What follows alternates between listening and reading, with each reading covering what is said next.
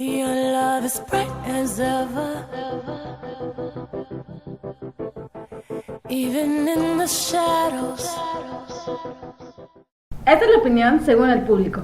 Muy dañina, que está atacando ahorita en estos últimos años a México. Estamos en un nivel muy alto a nivel nacional y hay que combatirla sobre todo con los niños, comiendo bien y haciendo ejercicio. Actualmente el estado de Yucatán ocupa el primer lugar nacional en sobrepeso y obesidad entre la población de 5 a 11 años, es decir, obesidad infantil. En cuanto a la población adulta, el estado figura en cuarto lugar nacional. A nivel mundial, México ocupa el primer lugar tanto en obesidad infantil como adulta, siendo casi una tercera parte de la población adulta mexicana obesa. Cuando una persona consume mayor cantidad de calorías al día de las requeridas y gastadas, estas son almacenadas en forma de grasa en los adipocitos. Dichos adipocitos van incrementando dependiendo de la frecuencia en que suceda esta situación, hasta llegar a un exceso de tejido adiposo en el cuerpo, alcanzando un índice de masa corporal mayor a 30, lo cual se le conoce como obesidad. Esta patología lleva a diferentes enfermedades, principalmente las siguientes. Diabetes mellitus, la cual se relaciona con la obesidad, ya que al haber un exceso de tejido graso entre los órganos abdominales, se produce una serie de sustancias inflamatorias llamadas citoquinas, encargadas de bloquear los receptores de insulina, causando que la glucosa entre a las células, y como consecuencia existirá una elevación de azúcar en la sangre. Es entonces cuando el paciente presenta resistencia a la insulina, y a menos que se emprendan acciones para corregir este estado, el organismo evolucionará a cambios irreversibles que desembocarán en diabetes mellitus. Por otro lado, están las cardiopatías relacionadas con un aumento de colesterol LDL, conocido como el colesterol malo, así como un aumento del volumen sanguíneo y la frecuencia cardíaca, dando lugar a arteriopatías coronarias, hipertensión y, en casos más severos, insuficiencia cardíaca, todas relacionadas con la obesidad. Por último, la obesidad lleva a una alteración hormonal de estrógenos, los cuales son encargados de la producción de colesterol. Los estrógenos se encuentran aumentados y por lo tanto el colesterol igual, siendo el principal factor para la formación de cálculos biliares. El médico cirujano Carlos Ortega Cetina, quien nos hablará acerca de la obesidad y la patología. Bueno, la obesidad en sí se debe a una alteración entre la ingesta o entre los requerimientos que una persona necesita de nutrientes respecto a cómo los utiliza o cómo los va gastando. Esto lleva a un acúmulo o a un aumento en la grasa corporal o en la grasa del cuerpo, que lleva a un desequilibrio, como ya dije previamente. Eso es lo que vamos a llamar que es la obesidad. ¿Cuál es la fisiopatología? Bueno, la fisiopatología es, como les dije al inicio, se debe a un desbalance entre la ingesta de alimentos respecto a cómo se van a gastar, a cómo los vamos consumiendo. Existen hormonas implicadas al respecto, de hormonas tiroideas, una disminución en las hormonas tiroideas, un aumento en las hormonas de crecimiento, llevan a un aumento de la obesidad del paciente. Los últimos estudios respecto a la obesidad demuestran que los mismos adipocitos tienen maneras de comunicarse, es decir, los señaladores a través de leptina. La leptina en sí es un regulador del cuerpo que nos permitiría disminuir los modelos de obesidad. ¿De qué manera? Disminuyendo la ingesta, aumentando, haciendo que las hormonas saciadoras o que disminuyen el hambre aumenten. La leptina ayuda a favor. El problema es que además de la leptina, cuando existen en exceso los adipocitos, se liberan otro tipo de sustancias, como pueden ser las ceramidas, que hacen que la leptina deje de ser un marcador importante y por lo tanto los mismos adipocitos dejen de regularse. La falta de esta regulación entre qué tanto voy a comer y voy a consumir hace que el aumento de los adipocitos se haga y por lo tanto un consiguiente aumento en la grasa corporal. Porque, ¿cuál es el riesgo de este caso? Los pacientes que tienen obesidad y por lo tanto un aumento de padecer un síndrome metabólico se encuentran 2 veces más expuestos a morir de enfermedades cardiovasculares, como conocemos en la primera causa de muerte en México, y el segundo son 10 veces más expuestos a padecer diabetes mellitus, que como consecuencia va a llevar a problemas cardíacos. Buenas noches, nos encontramos con el doctor Leandro Pantoja Jiménez. el cual nos va a hablar sobre la relación que tienen las enfermedades cardiovasculares con la obesidad. El problema obesidad es un problema muy serio en nuestra comunidad hoy en día. Se basa principalmente en la mala dieta que estamos llevando, no solamente a nivel adulto, sino a nivel preescolar. Y vemos a niños principalmente muy obesos. Antiguamente lo consideramos como niños bonitos y rosados. Entonces hoy no, sabemos que la obesidad es un factor muy peligroso para la vida cotidiana. Si nos vamos más a fondo de lo que es la dificultad o la peligrosidad de la obesidad, nos vamos principalmente a nuestro órgano principal, que es el corazón, el cual repercute todos los elementos de este gran monstruo llamado obesidad. Es multifactorial la obesidad, principalmente abarca las famosas dislipidemias, el colesterol, el triglicérido. El colesterol también se divide en dos, en el bueno y el malo, que muchos conocemos, pero radica en que al aumentar las grasas circulantes en nuestro cuerpo, de manera se pegan en las arterias principales y hacen una difícil elasticidad en las venas y en las arterias. Estamos hablando del problema del callado aórtico a nivel cardíaco. Con el paso del tiempo, todos esos elementos, colesterol, triglicéridos, se van pegando a las capas musculares de esas arterias, y eso dificulta la elasticidad para el gasto cardíaco. Hay menos complicaciones entonces, las insuficiencias respiratorias con respecto al gasto cardíaco, y las patologías aunado a esto pues nos llevan a dar un tratamiento primero médico, junto con sus dietas, y posteriormente, cuando ya no se puede llegar y controlarla por medio del medicamento, nos basamos al quirúrgico, que ahí donde intervienen muchas cosas, muchos elementos más difíciles de controlar. Pues una de las consecuencias es la insuficiencia cardíaca, ¿sí? Llevan a este pobre corazón a no tener una función viable, una función libre. Por eso llegan inclusive el paciente llega a tener también sus efectos importantes, como son los infartos al miocardio, por falta de esa funcionalidad, y muchas carditis que se aunan ahí, y pues principalmente son médicas, y por medio de tratamiento,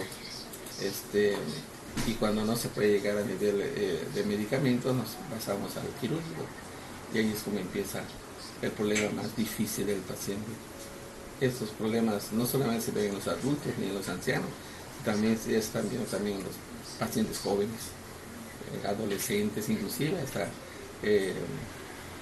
adolescentes más jóvenes, pequeños, pero ya tienen otras consecuencias más importantes, y también congénitas, como recuerden que muchas veces le decían, veíamos un paciente gordito, era genético, ¿no es cierto? Es una mala alimentación. Buenos días, estamos con la licenciada en nutrición Reina María Cruz Jorge. Queríamos ver qué nos podría decir acerca de las principales consecuencias metabólicas de la obesidad. Perfecto. Sí, bueno, mira, la obesidad, como saben todos ustedes, es un proceso inflamatorio que se presenta pues por muchas causas, ¿no? Multifactorial. Dentro de ellas puede ser el consumo excesivo de kilocalorías, la falta de ejercicio y otras situaciones relacionadas con genes y con otro tipo de sustancias que produce el propio organismo.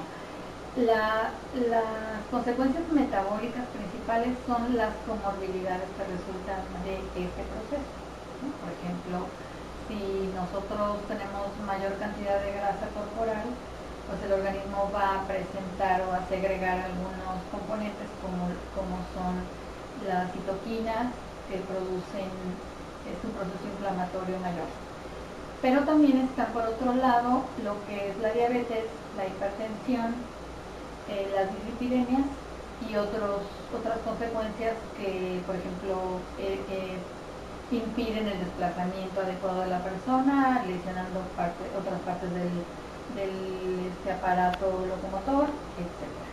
Desde el punto de vista metabólico, como sabemos, la obesidad es un proceso inflamatorio. Antes se pensaba que la grasa no tenía ningún efecto en el organismo, sin embargo ahorita pues sabemos que ese proceso inflamatorio lesiona otras partes del organismo y que tiene como consecuencia pues lo que es ya el síndrome metabólico y otras más, ¿no?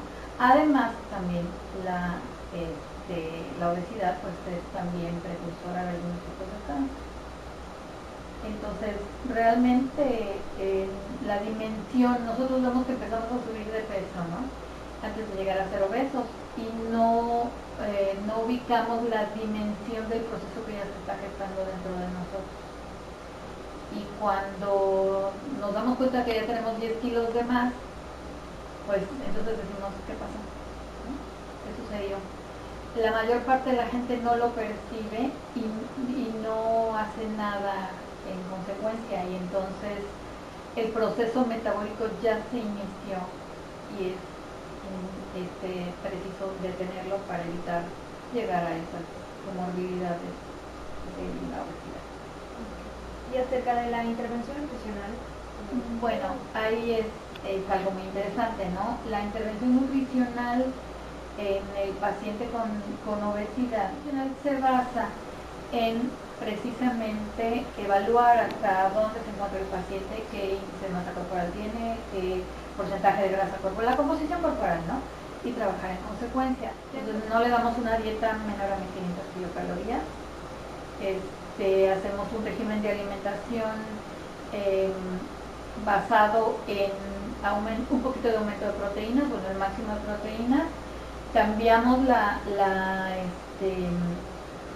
el tipo de hidratos de carbono a complejos y utilizamos muchas verduras y frutas, o sea, muchas verduras crudas y frutas. Eso de que no coma arroz, no coma pastas, no coma pan, nosotros no restringimos, o sea, trabajamos mucho las porciones con ellos, trabajamos mucho lo que es la parte educativa también, y es un régimen de 1500 kilocalorías divididas en 5 comidas, o sea, 3 comidas y 2 colaciones.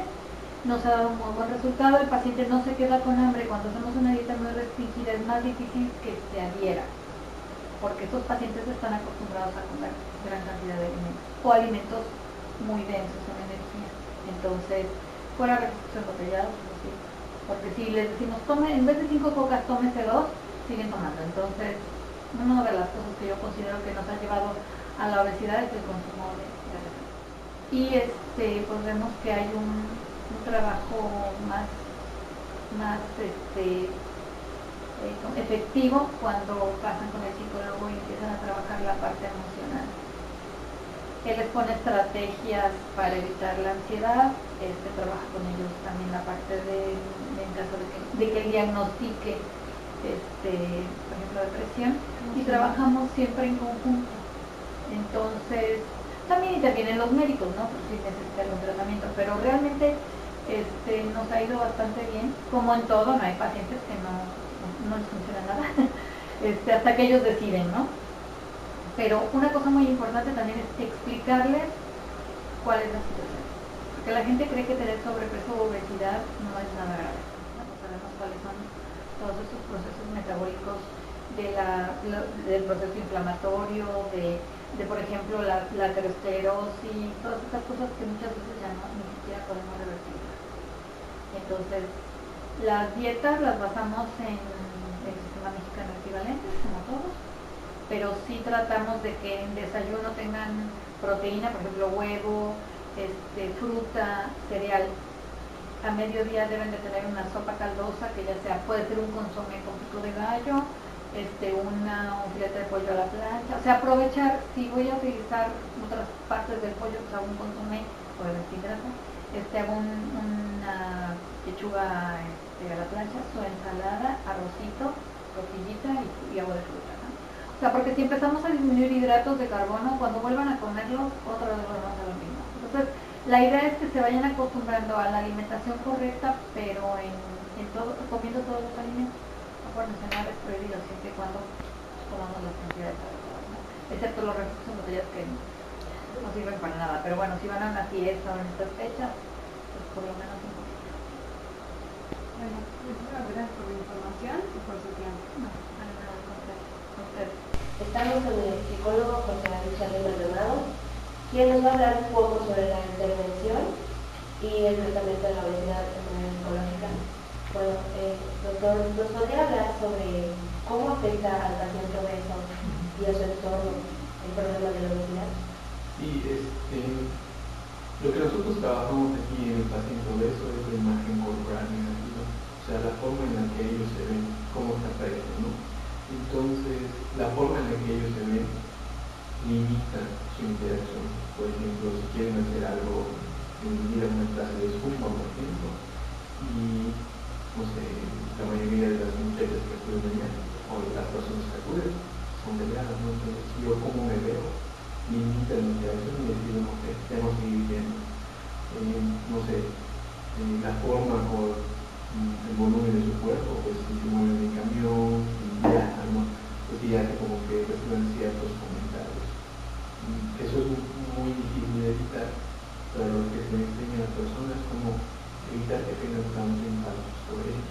Buenas noches, estoy aquí con el maestro de Educación Física, Julio González Sosa, que nos va a hablar un poco sobre la intervención que tendría con las personas obesas, tanto en el gimnasio como en la casa. Primero, ¿qué rutinas más bien tendrías con una persona con obesidad en un gimnasio? O sea, si quiere... Bueno, se recomienda mucho la cuestión de cardio, ¿no? Hacer de 25 a 30 minutos de cardio. Una persona con obesidad no puede tener un ejercicio de alto impacto por los problemas que trae el corazón, ¿no? Primero tendría que bajar de peso, pues para que pueda tener ejercicios de más alto impacto. El caminar 20 minutos, el hacer caminadora, escaladora. Ahora influye mucho la alimentación, ¿no? Definitivamente el trabajo que se hace en el gimnasio, el 70% para bajar de peso es la alimentación y el otro 30% aproximadamente es el trabajo del gimnasio. Y para las personas que no pueden acudir a un gimnasio, o sea, una rutina en casa, por ejemplo. Lo más factible, las personas que no acuden al gimnasio, si tú te vas a trabajar en camión, bajarte 3 cuadras antes, caminar. Desde que agarres un elevador, subes las escaleras. En la casa, por ejemplo, recomendaciones tal cual. Cuando hagas alguna labor del hogar, tanto para mujeres como para hombres, tratar de enfatizar en algunos ejercicios, o sea, hacer el trabajo o las labores del hogar como si fueran ejercicios, ¿no? O sea, si voy a barrer, me agacho 3 veces y paso el escoba, ¿no? O sea, si me voy a hacer, o sea, puedo hacer una silla, agarro una silla y hago unas 10 agachadillas, ¿no? Unas sentadillas, apoyado de una silla.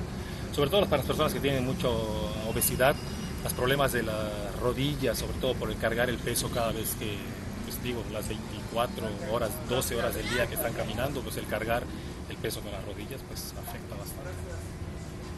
Bueno, pues eso es todo. Muchísimas gracias por su colaboración. Los principales factores de riesgo de la obesidad son los siguientes.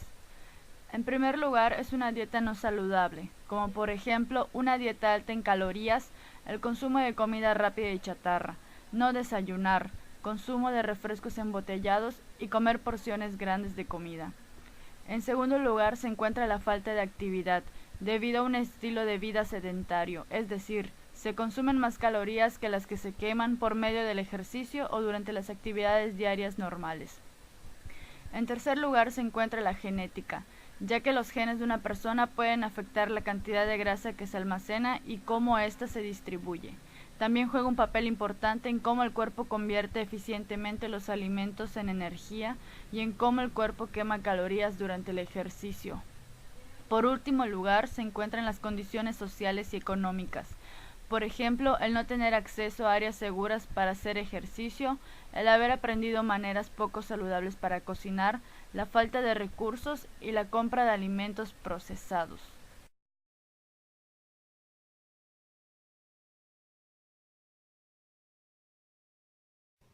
Orientación alimentaria en la obesidad. Hábitos alimenticios saludables y actividad física. Como hemos mencionado anteriormente, la obesidad se presenta cuando existe presencia de un exceso de grasa corporal que produce un incremento de peso, pero solo si este incremento es debido al aumento de tejido adiposo, grasa, por lo que podemos decir que gran parte de este exceso de grasa se generará de los alimentos que consumimos, y que dependiendo del tipo de actividad física que realicemos, será la facilidad con la que usaremos este exceso de grasa como energía. Los buenos hábitos alimenticios y estilos de vida saludables permiten gozar de un estado de salud óptimo, por lo que a continuación presentamos algunos consejos que permitirán modificar los malos hábitos. 1. Controle la cantidad de azúcares simples, como son el azúcar, miel, mermelada, chocolate, pastelería, zumo envasado. 2. Reduzca los alimentos que contienen muchas calorías y pocos nutrientes, como los snacks, chips, bebidas azucaradas. 3. Reducir el consumo de refrescos embotellados. 4. Saciar la sed con agua, tomando entre 1 y 2 litros de agua al día. 5. Dígale no al sedentarismo. Desarrolle un programa de ejercicios diarios, programados y progresivos, e incremente su actividad física gradualmente tras una valoración clínica adecuada. 6. Limitar el uso del automóvil, fomentando la práctica de caminar como medio de transporte. 7. Se recomiendan colaciones saludables como verduras y frutas. 8. Elija técnicas culinarias con poca grasa, como son a la plancha, horno, vapor, hervido y cocido, y evite los fritos y capeados. 9.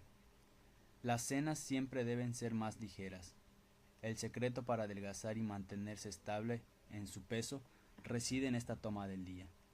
Por la noche, el gasto energético disminuye y el cuerpo gasta menos energía. 10. Evite el consumo de mantequilla, quesos, cremas, helados, tocino, embutidos, jamón, enlatados, vísceras, chicharrón y mayonesa, por su alto contenido de grasas saturadas y colesterol. 11. Su alimentación debe ser variada y completa, con alimentos de los 3 grupos básicos: proteínas, carbohidratos y grasas, además de vitaminas, minerales y agua. Prefiere alimentos naturales y frescos.